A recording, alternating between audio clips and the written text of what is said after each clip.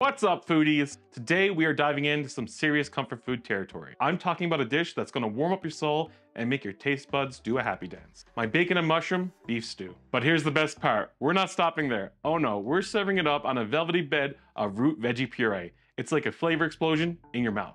Now you're thinking, hold on, stew and puree sounds complicated? Nah, we're keeping things real simple. I'm gonna walk you through it step by step. So sit back and relax and just enjoy the process. Just a heads up, this video is sponsored by Community Natural Foods.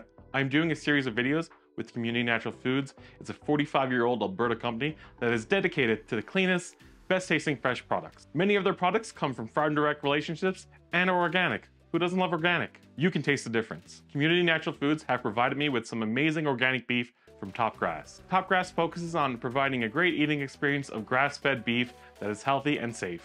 Now let's get into it. Let's make our stew. Start by tossing your 4 slices of chopped bacon into a large oven-safe pot with a splash of water.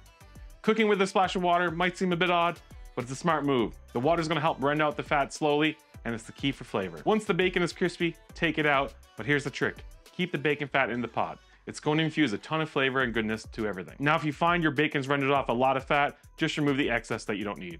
Removing the fat is a personal choice. Some like the richness of the fat and others prefer a leaner stew. Now, the bacon you do remove, save it. Don't underestimate the power of rendered bacon fat. It's like a secret weapon in the kitchen. Save it for later. It adds a rich, smoky flavor to all sorts of dishes. Now, using the same pot you just cooked your bacon in, toss in your quartered mushrooms with a pinch of salt. Cooking your mushrooms separately ensures they release their moisture and turn a beautiful golden brown. This step prevents them from getting too soggy later in the stew. This little extra step with the mushrooms pays off in flavor and texture. Now, onto the beef. You're going to add your beef to the pan, add some salt. Now, brown the beef in batches. You don't want to overcrowd the pan. You want each piece to get a nice good sear. Browning adds a depth of flavor. Once the beef is seared on all sides, set it aside. Now, if you want to get a really good sear, make sure you give the beef a nice pat before you put them into the pan, because wet meat doesn't brown as well as dry meat. Once your beef is browned on all sides, it's time to reintroduce that reserved bacon fat. Then toss in your chopped onion, sliced carrots, and minced garlic. Saute until they're softened and smell delicious. The addition of Worcestershire sauce at this stage enhances the savory profile. Now stir in 2 tablespoons of tomato paste, giving the stew a robust, concentrated flavor. Then add in 2 tablespoons of flour and cook it for a bit. This is your thickening agent. If you don't want to use flour to thicken it, no worries. Later, you can use the pureed root veggies to achieve that perfect stew thickness. Now, cooking the flour for a little bit eliminates any raw taste, and it's going to help thicken the stew.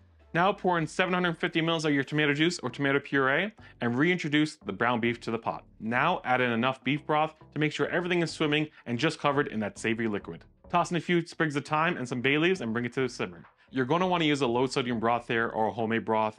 It's going to let you control the amount of salt. This stew is going to reduce a bit in the oven and it's going to increase the saltiness of it.